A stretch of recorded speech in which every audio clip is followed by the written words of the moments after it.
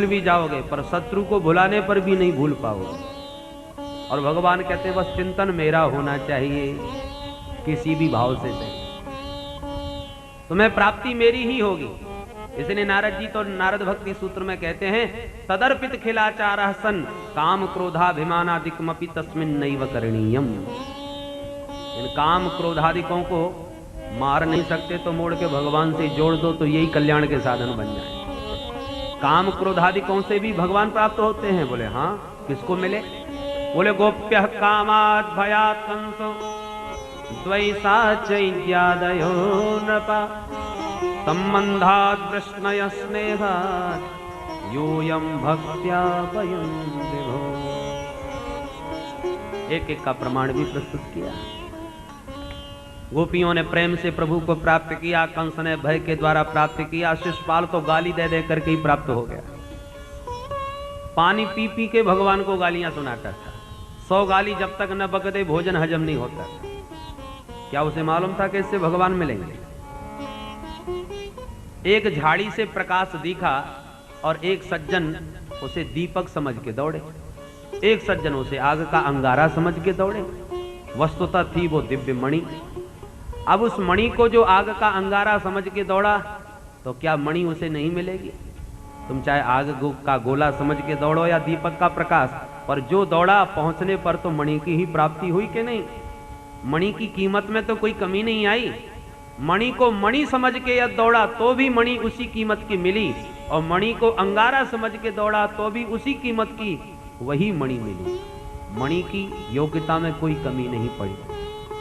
उसी प्रकार भगवान को किसी रूप में भजो, कैसे भी भजो, और जिसने चिंतन भगवान किया, भगवान का चिंतन किया, उसे प्राप्ति भगवान की ही हुई। अब प्रश्न उठता है तो फिर भक्तों की उपासना में और दुष्टों की उपासना में अंतर क्या रहा? परिणाम दोनों का एक ही? बोले थोड़ा सा अंतर है। क्या? बोले भक्त भजन करके जो भजनीय आनंद प्राप्त करता है और देह त्याग के बाद भगवत धाम का आनंद प्राप्त करता है, वो आनंद दुष्टों को नहीं मिलता। जीवन मुक्ति का भजनीय जो आनंद भक्तों को भजन से मिला वो दुष्टों को थोड़ी मिला। द्वेष करके, भय करके, क्लेश करके जीवन का आनंद तो नहीं लिया, पर भगवान से जुड़ने के कारण भगवत धाम का लाभ तो मिल गया। इसलिए भक्तों की एक अलग अपनी विशेषता है, अपना आनंद है। बोलो जय श्री कृष्ण। जय श्री कृष्ण।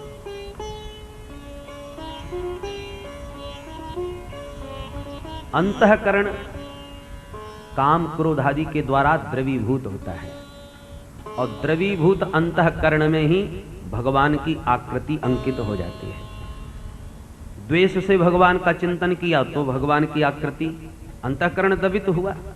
उदाहरण से देखें, आप यहां आ रहे थे कथा सुनने के लिए, रास्ते में आपको कई लोग मिले। यदि आपसे कोई पूछे फलाने व्यक्ति मिले थे, आपको आपने देखे क्या? आप कहोगे साहब मिले भी हो तो पता नहीं।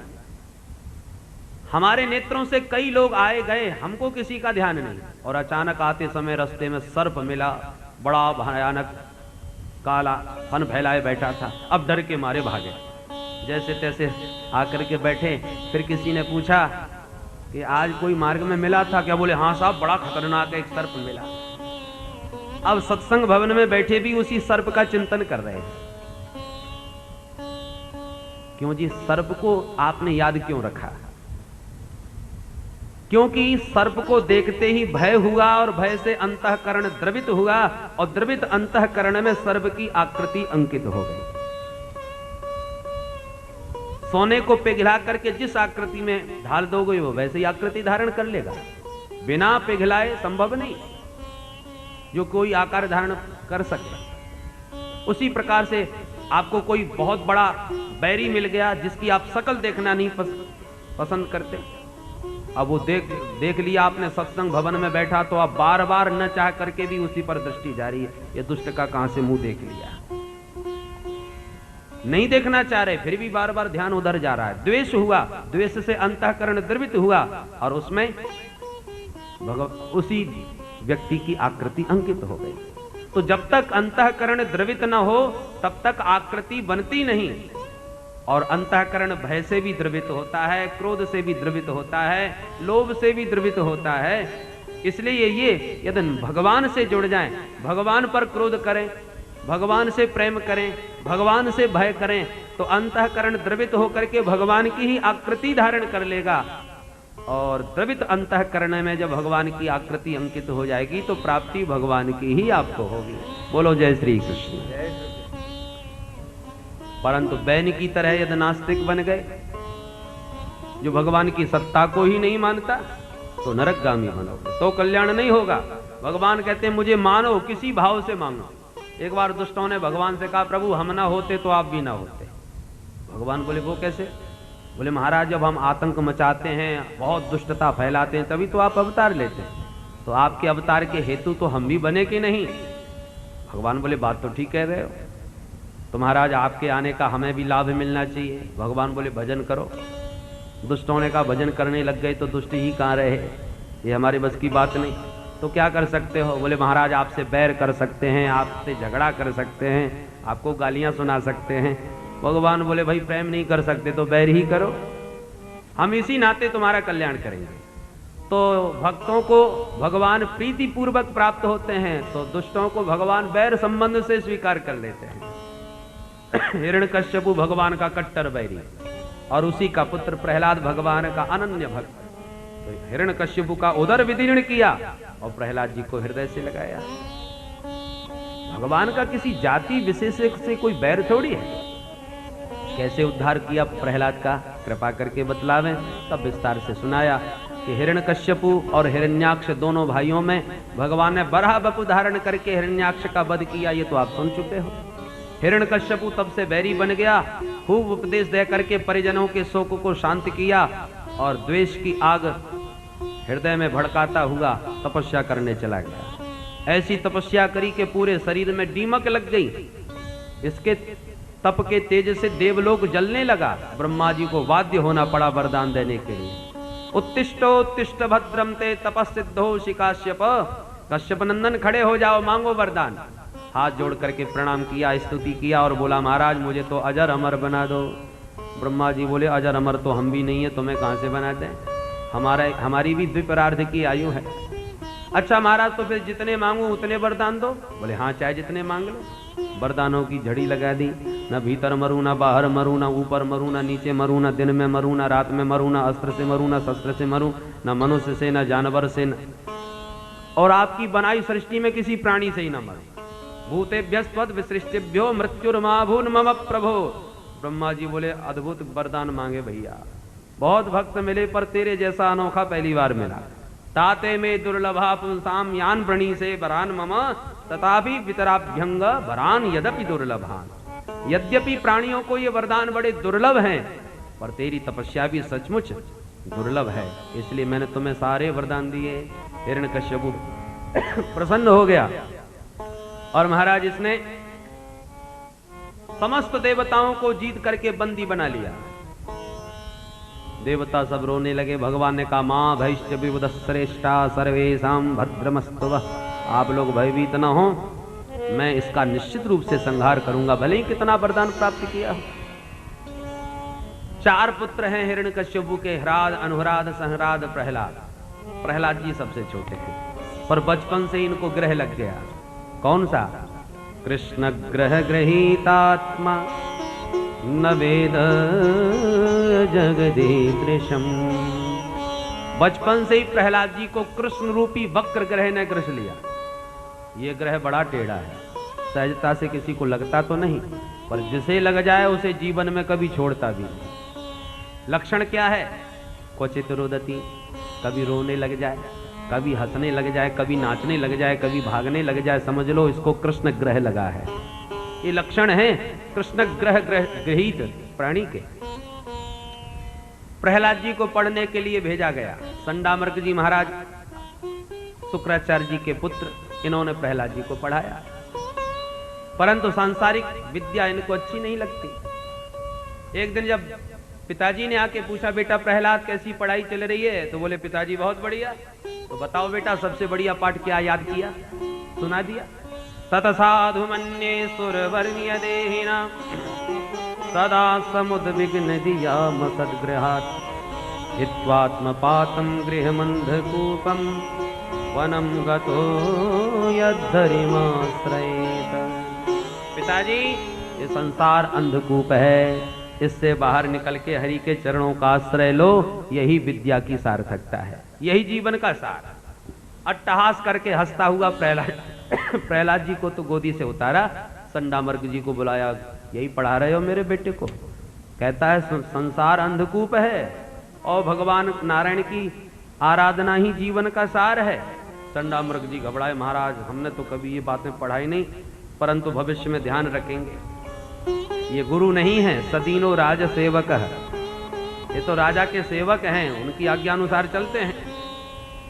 प्रहलाद जी को बुलाया संडामर्क जी ने, बेटा प्रहलाद तेरा कल्याण हो, सत्य सत्य बता, तूने जो अपने पिता को सुनाया ये तुझे किसने सिखाया? ये तेरी बुद्धि उल्टी किसने कर दी? प्रहलाद जी हंसने लगे, गुरुदेव आप इसे उल्टी बुद्धि वाला बताते हो? हे प्रभु, सीधी बात कहने वाले को संसारी लोग उल्टी खोपड़ी वाला बताते हैं, ये आपकी माया का ही तो चमत्कार है, मैं आपको प्रणाम करता हूँ। गुरुजी गर्म हो गए, मूर्ख तू हमसे पढ़ने आया है, हमको पढ़ाने आया है? लगता है बातों से काम नहीं चलेगा। आनियताम वेत्रम, लाओ मेरा डंडा, मैं ठीक करूं इसे। दैत्यों के चंदन जैसे वन में न जाने कांटे का पौधा कहां से पैदा हो गया। दैत्य चंदन वने जातो यम कंटकद्रुम। प्रहलाद, एक कुल्हाड़ी पूरे जंगल को नष्ट कर देती है, काट देती है, परंतु कब? जब जंगल की ही कोई लाठी उस कुल्हाड़ी का साथ देती है। नारायण कुल्हाड़ी है तुम्हारे वंश को नष्ट करने वाला, और तू लाठी बन के उसी का साथ देने का प्रयास करता है। प्रहलाद जी मौन। कालांतर में जब घर आए, गुरुजी भी साथ में आए, माँ कयादू ने स्नान करा के सुंदर श्रृंगार किया, पिताजी के पास पहुंचा दिया। पिताजी ने पुनः गोदी में लेकर सिर सूंघा और वही प्रश्न, यद्धीतम किंचिद उत्तमम, बेटा अब तक तुमने उत्तम अध्ययन क्या किया? गुरुजी को देख करके प्रहलाद जी बोले, पिताजी जब बढ़िया बात पूछ रहे हैं तो बढ़िया ही बताऊंगा, घटिया नहीं बताने वाला।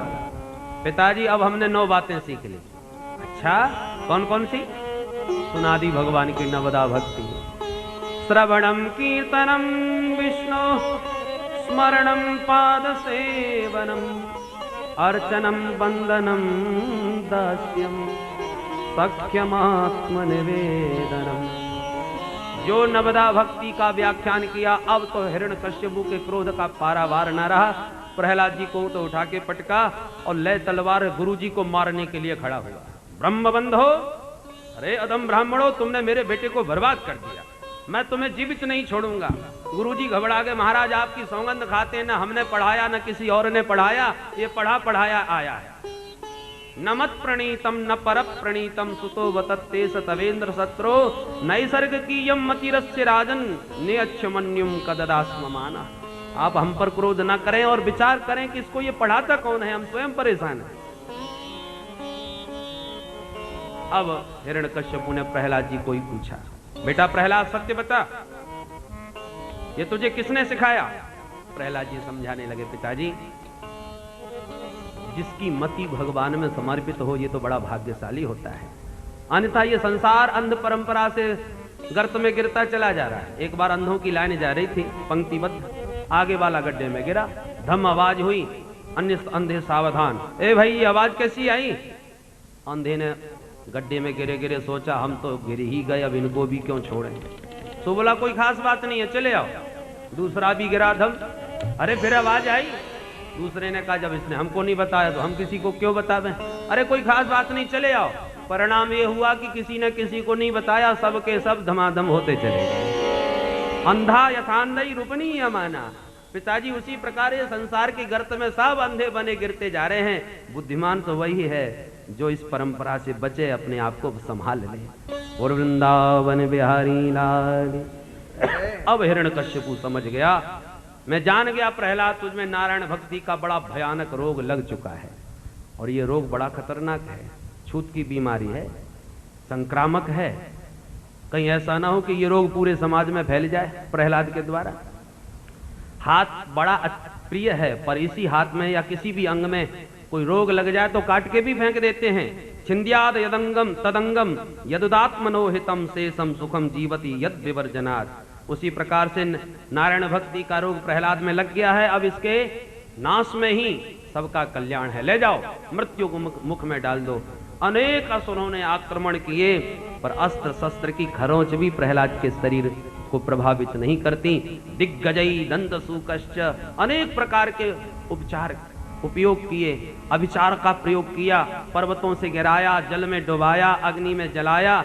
होलिका देवी स्वयं जल के राख हो गई और प्रहलाद जी का कुछ भी नहीं बिगड़ा। यह है प्रभु का नाम का चमत्कार। प्रहलाद जी के देह में आत्मा के लक्षण घटित हो गए। नैनम छिन्दन्ति शस्त्राणी, जो आत्मा का स्वरूप है वो प्रहलाद जी के देह में प्रकट हो गया। न अस्त्र शस्त्र काट पा रहे हैं, न अग्नि जला पा रही है, न जल डुबा पा रहा है। ऐसी दिव्य चिन्मयता प्रहलाद जी में नाम के प्रताप से प्राप्त हुई। अब प्रहलाद जी का कुछ नहीं बिगड़ा, तो अब हिरण्यकश्यपु घबराया, कहीं मेरे मृत्यु का कारण न बन जाए। चंडामर्क जी ने कहा, न घबराइए महाराज, एक अवसर और दीजिए। अच्छा भाई, ले जाओ। प्रहलाद जी को विद्यालय में भर्ती कर लिए और प्रहलाद जी अपने उसी सिद्धांत पर अडिग हैं। और एक दिन अवसर पाकर के विद्यार्थियों को ऐसा उपदेश दिया कि बात ही बात में सबको अपने रंग में रंग लिया। वो कौन सा उपदेश है, बड़ा अद्भुत है, जिसकी चर्चा कल के प्रसंग में आप प्रातःकाल श्रवण करेंगे। प्रहलाद जी का पावनोपदेश विद्यार्थियों के प्रति और भगवान नृसिंह का पावन अवतार प्रातःकाल। उसके बाद समुद्र मंथन लीला और वामना अवतार, तो भगवान वामन रूप में प्रकट होंगे प्रातःकाल के सत्र में। और द्वितीय सत्र में संक्षिप्त भगवान राम का प्राकट्य और कृष्ण अवतार। यदुवंश में श्याम जी और रघुवंश में राम जी पधारे।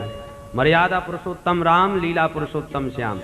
राम चरित्र परम पवित्र, कृष्ण चरित्र महाविचित्र। और दोनों चरित्र के प्राकट्य की गाथा कल सुनेंगे। आइए, हमारे समाधिया जी जो हारमोनियम बजाते हैं, इनके कंठ में घुंघरू का चमत्कार है। इनके कंठ से घुंघरू निकलते हैं और पायल बजती है। इसलिए महाराज का आदेश हुआ है, आप 2 मिनट में बड़ी शांति से बैठ करके समाधिया जी के कंठ के घुंघरुओं का चमत्कार सुने। और उसके बाद पहले जब तक व्यवस्था बनती है आप नाम संकीर्तन करें, उसके बाद घुंघरू श्रवण करके ही आप आरती प्रसाद लेके जाएं। गोविंद बोलो हरि गोपाल बोलो, गोविंद बोलो हरि गोपाल बोलो, गोविंद बोलो हरि गोपाल बोलो, गोविंद बोलो हरि गोपाल बोलो, गोविंद बोलो हरि गोपाल बोलो, गोविंद बोलो हरि गोपाल बोलो, राधा रमण हरि गोविंद बोलो, राधा रमण हरि गोविंद बोलो, राधा रमण हरि गोविंद बोलो, राधा रमण हरि गोविंद बोलो, हरि बोल हरि बोल, हरि बोल हरि बोल, हरि बोल हरि बोल, हरि बोल हरि बोल, बोल हरि बोल हरि बोल, हरि बोल हरि बोल, हरि बोल हरि बोल, हरि बोल हरि बोल, हरि हरि हरि बोल, हरि हरि हरि बोल, हरि हरि हरि बोल, हरि हरि हरि बोल, हरि बोल हरि बोल, हरि बोल हरि बोल, हरि बोल हरि बोल, हरि बोल हरि बोल, हरि हरि हरि बोल, हरि हरि हरि बोल, हरि हरि हरि बोल, हरि हरि हरि हरि बोल, हरि बोल हरि बोल, हरि बोल हरि बोल, हरि बोल हरि बोल, हरि बोल। बोल वृंदावन बिहारी लाल की जय, भक्त वत्सल भगवान की जय, श्री गंगा मैया की जय, सुखदेव भगवान की जय, पूज्यपाद श्री स्वामी जी महाराज की जय। जय जय श्री राधे।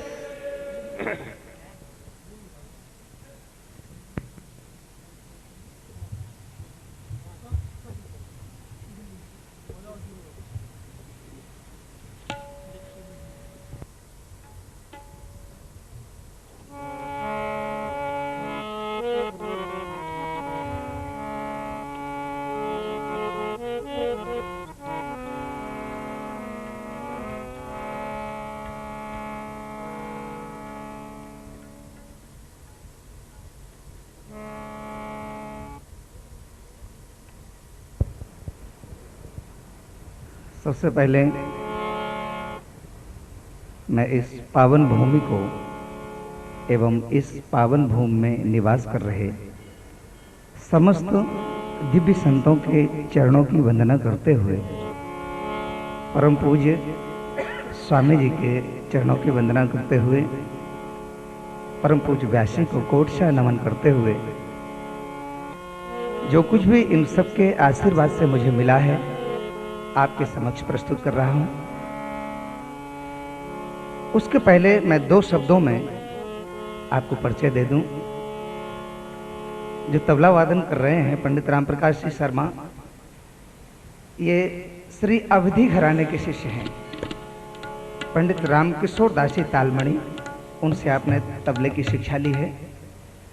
श्री अवध में ही बाल्यावस्था से रहे।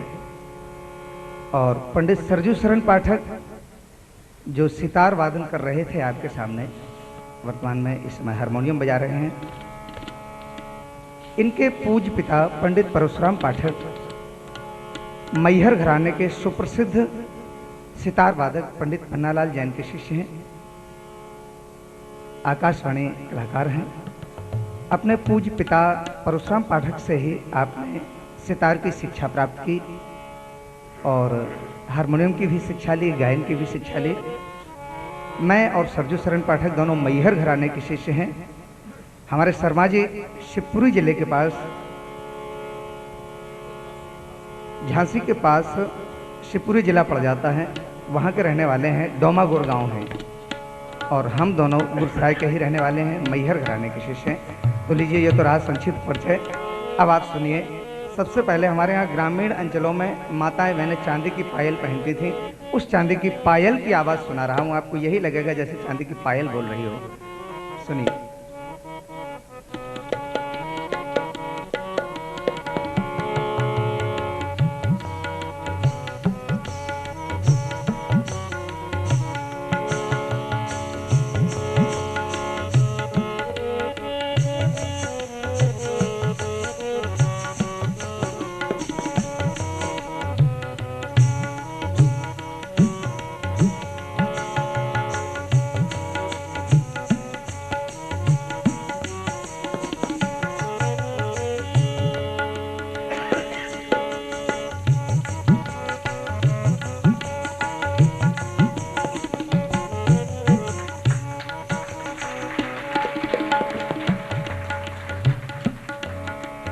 यही पायल यदि किसी मासूम बच्चे के पैर में बांध दी जाए, जिसका कि पायल के वजन से ही पैर ना उठे, तो कितनी बारीक आवाज आएगी। ध्यान दीजिए।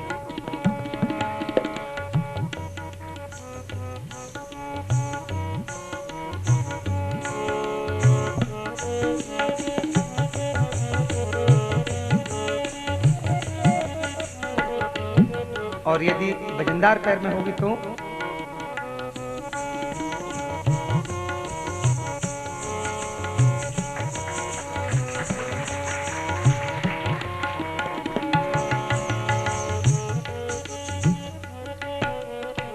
पायल की बात है। अब सुने आप छोटी साइज का घुंघरू।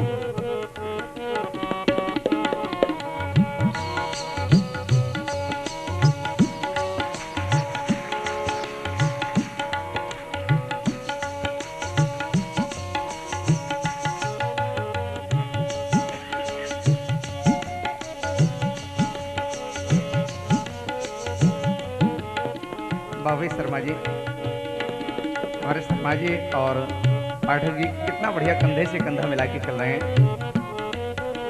जिस प्रकार से तरन्नुम और ताल का चलन बदलेगा, उसी प्रकार से पायल का और घुंघरू का भी चलन आप देखेंगे बदलता हुआ।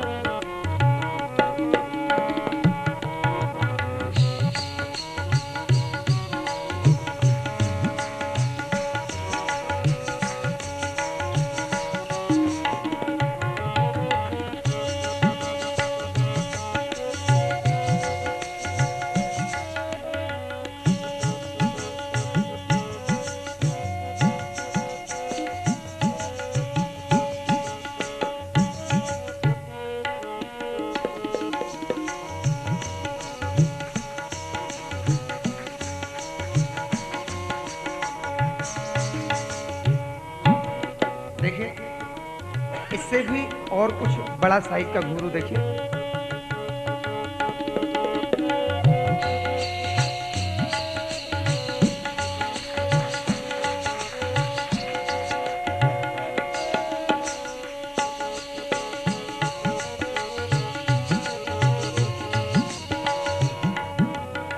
जब नृत्यकार पास में नाचते हुए दूर चला जाता है तो आवाज कम हो जाएगी। ध्यान रखिएगा, स्केल वही रहेगा और जब पास में आएगा तो फिर आवाज तेज हो जाएगी।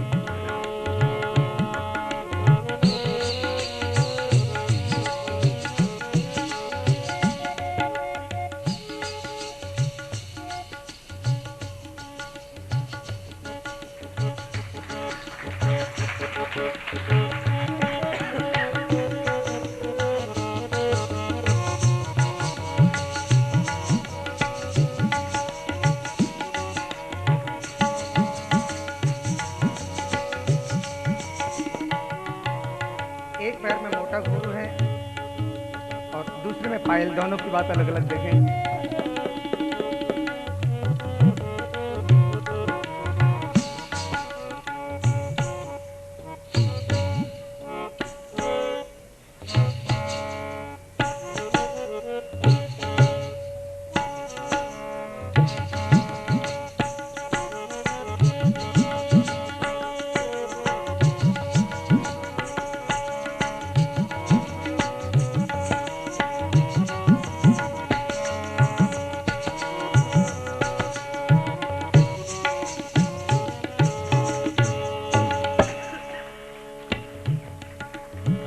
यदि बजते हुए घुंघरू के ऊपर कोई वस्त्र लपेट दिया जाए, उसकी जो गूंज होती है वो गूंज बंद हो जाएगी, केवल कंकड़ बोलेंगे।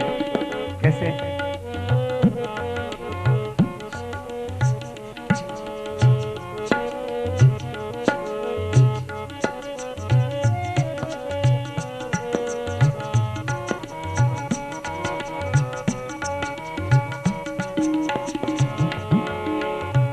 हाथ को हटा दीजिए।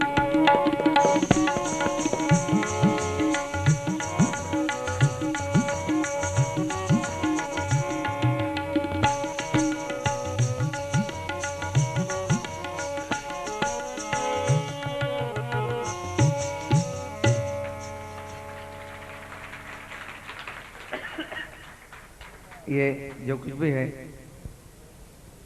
ऐसे ऐसे दिव्य संतों के श्री चरणों की रज का प्रभाव है, उनके आशीर्वाद का प्रसाद है। ऐसे ऐसे दिव्य संतों की गोद में आज मुझे अपनी छोटी सी कला प्रस्तुत करने का सौभाग्य मिल रहा है। ये उनकी कृपा का ही फल है, हमारे शुक्रों का तो हो नहीं सकता। इन्हीं शब्दों के साथ सबको नमन करते हुए बहुत बहुत धन्यवाद।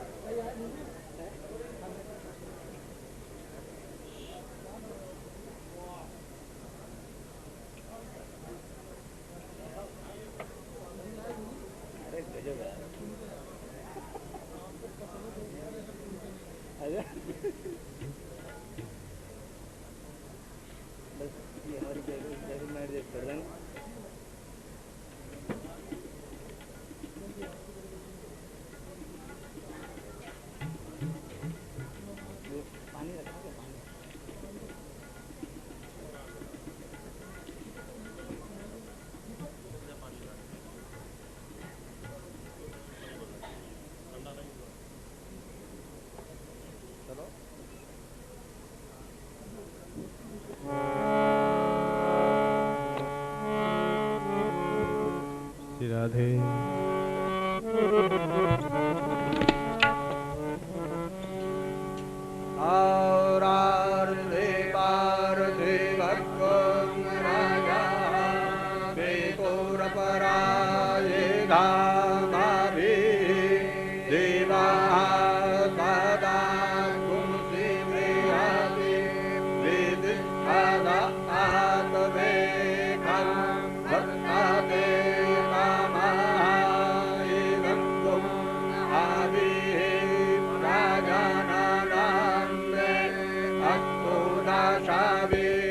खड्गं सर्वगणकृतवत्ताय आत्मा साविपुराजा सानि पासु सानि कासान्यभाय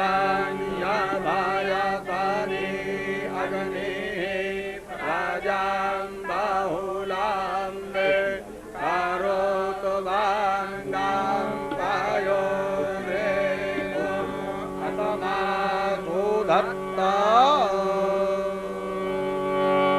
श्री बांके बिहारी तेरी आरती गाऊं। श्री बांके बिहारी तेरी आरती गाऊं। श्री बांके बिहारी तेरी आरती गाऊं। श्री बांके बिहारी तेरी आरती गाऊं। आरती गाऊं प्यारे प्रभु को रिझाऊं। आरती गाऊं प्यारे प्रभु को रिझाऊं।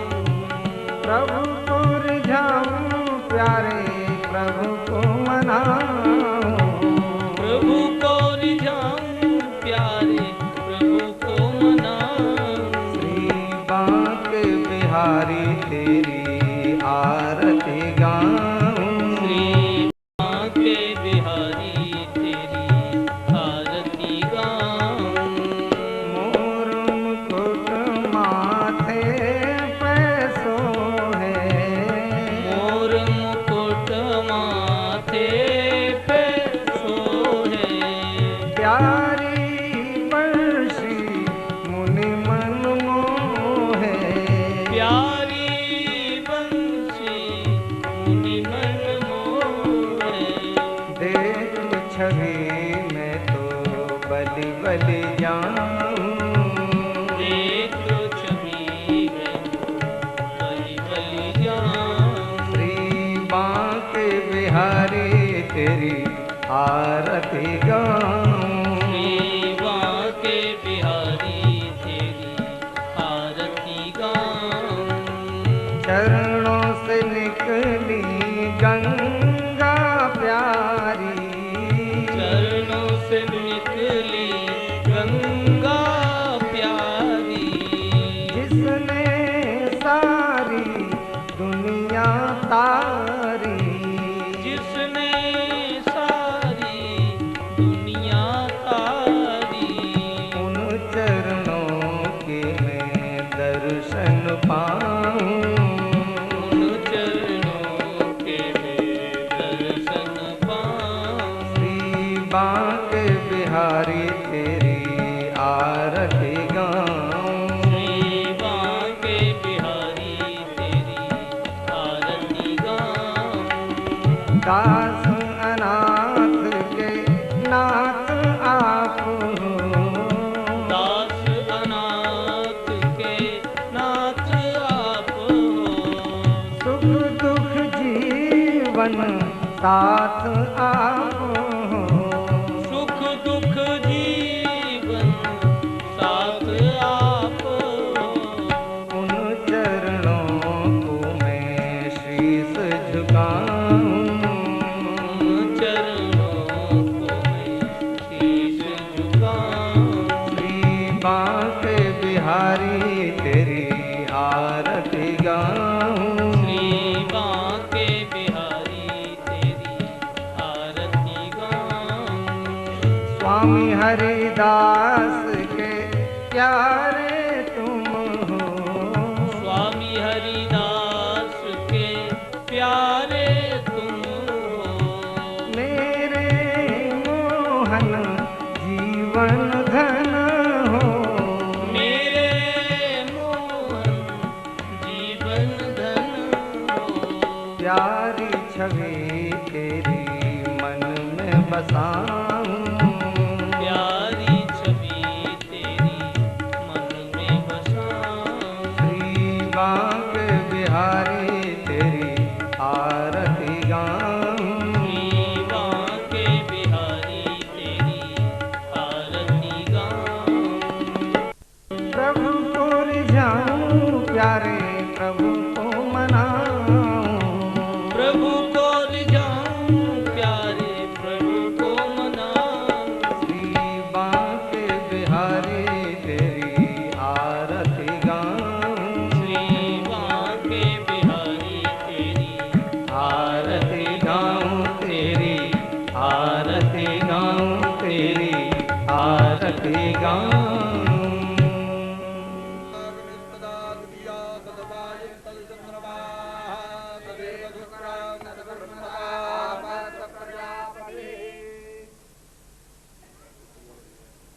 जञ्जेन जञ्जमयजन्त देवास्तानि धर्माणि प्रथमान्यासन्नाकं महिमानः सजन्त यत्र पूरवे साध्याः सन्ति देवाः नारायणाय विद्महे वासुदेवाय धीमहि तन्नो विष्णुः प्रचोदयात् वाङ्मय मूर्तये नमः मन्त्रपुष्पाञ्जलिं समर्पयामि नमस्करोमि।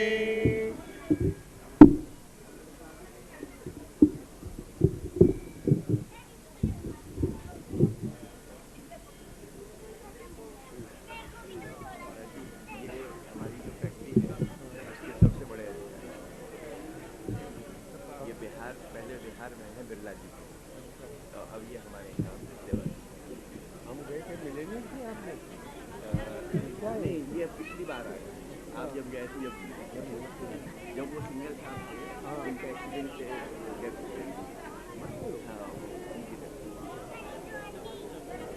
ये इनकी